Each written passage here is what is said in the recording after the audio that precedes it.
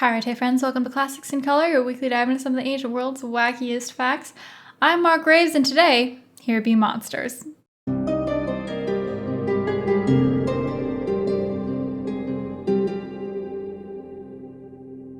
My principal source for this video is a wonderful book entitled Mythical Monsters in Classical Literature by Paul Murgatroyd. And I think that's a great title. I think it explains and sells itself. Absolutely check that out. It's a great, easy, casual read. I haven't finished the whole thing yet, I will admit, but what I'm going to be using for this video is the first chapter, which focuses on monsters that are sort of vampire related. Obviously, the ancient Greeks didn't have Dracula, they didn't have our modern concept of a vampire, but they had several different other monsters and beings that definitely shared some similarities with the vampire concept, and so that's what we're going to be looking at today. First off, I misread my notes and I thought for a second that it said furries, but we're not talking about furries. We're starting off with the Furies. These are goddesses of the underworld, and sometimes they're portrayed as sexy young women and sometimes they're portrayed as these hideous hags, but in either rendition they are terrifying. They are dark and evil. They've got blood dripping from their eyes. They've got snakes woven through their hair. Very, very creepy. And their job is essentially to torture people in the underworld that the gods want punished, and occasionally they even come up into the overworld, the land of the living, to hunt down and punish someone who has committed crimes against their blood relatives, against their family. That is the Furies' particular area of interest, and perhaps their most famous appearance is in a Greek tragedy about Orestes. So Orestes is the son of Agamemnon and Clytemnestra, who have one of the worst marriages of all time. Agamemnon is a king of the Greeks, and when the Greeks want to set sail to Troy to fight the Trojan War and all of that fun stuff, Agamemnon, for various reasons, has to sacrifice and kill his own daughter, and he does. He kills his baby girl in order to appease the gods, and he sets off for the Trojan War. And Clytemnestra, understandably, is horrified by this, and she gets more and more angry the longer he's gone, and she plots, and she takes a new lover, she takes over the kingdom. And so when Agamemnon finally returns 10 plus years later, she basically ambushes him in the bathtub and murders him. And Orestes is really freaked out by this because his mom's regime doesn't love that.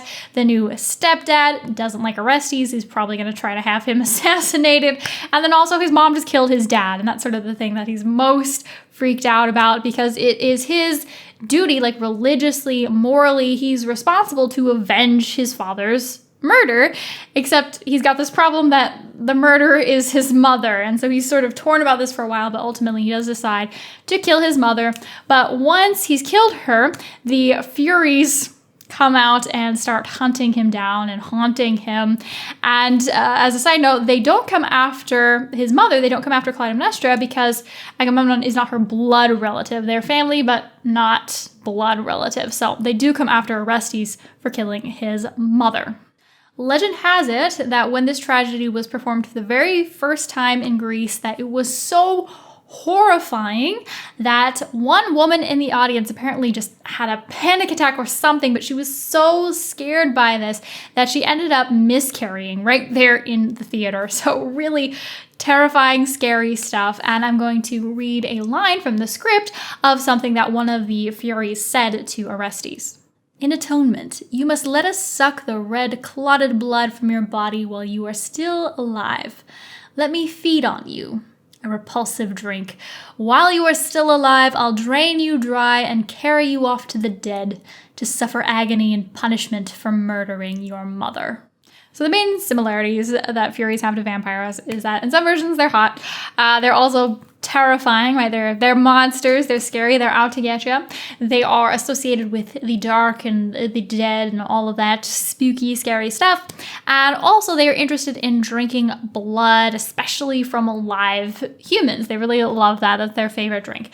And this is something that's true not only of Furies, but of most underworld beings, right? They all kind of have a craving for the life that they don't have. When Odysseus, for example, visits the underworld in the Odyssey, he has to give the ghosts blood for them to drink in order for them to sort of wake up and become sentient enough to talk to him. So this is true of the Furies, but also of other things that we're going to be looking at.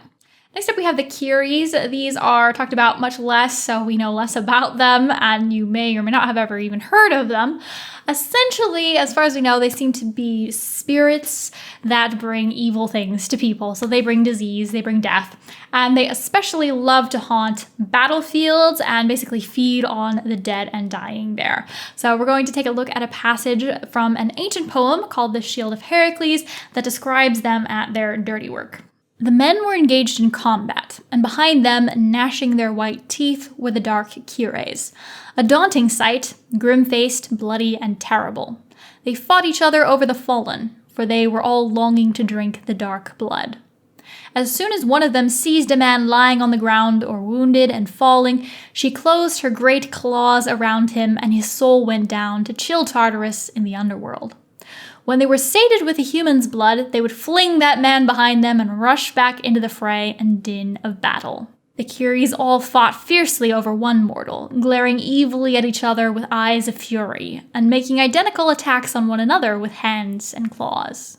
Finally, we have the Empezai. So these also are less well known, but less well understood as well, but they seem to be some kind of spirit or monster that likes to haunt the Greek countryside, preying on human beings, and they're influenced by Hecate, who is a goddess of witchcraft, and so they all have these shape-shifting and illusionist powers.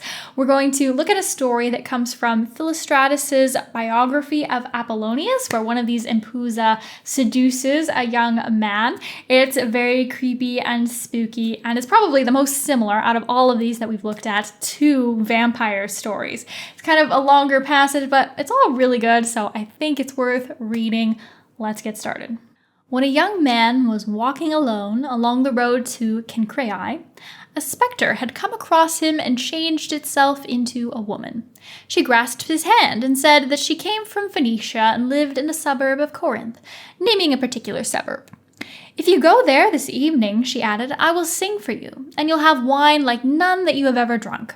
There won't be any rival for you to worry about, and we will live together, two beautiful people together." The young man was ensnared by all this and visited her in the evening. After that, he spent most of his time with her, as yet unaware that she was a specter. This goes on for a few days, and eventually they become engaged, and at the wedding feast, they invite the philosopher Apollonius, who shows up and recognizes the Empezai, and then tries to warn the young man. "This finery is the same as the trees that hang over Tantalus. These aren't real things, they just seem to be things. Let me prove that I'm talking the truth. This fine bride is one of the Empezais. These females do love. They love sex, but above all, human flesh, and they use sex to allure men they want to eat." The bride said, "Be quiet and leave." She pretended to be appalled at what he had said and was quite critical about philosophers for always talking nonsense. But when the golden goblets and the vision of silver were proved to be insubstantial as wind, and everything flitted away out of their sight proved to be fake by Apollonius, the spectre seemed to weep, and it begged him not to examine it and force it to confess what it was. But when he pressed and wouldn't let it go, it said that it was an Empezai and was fattening up Menipus with delicacies with a view to devouring his body, for it was its habit to feed on beautiful young bodies, as their blood is pure. So that all is very close to your classic vampire story, right? The seduction, the illusions, the desire for pure young meat, all of that creepy stuff. So I hope that you had fun. Thank you so much for checking out this video. A special thank you as always to subscribers and to Patreon members, and I hope to see all of you again next week. Χαίρετε.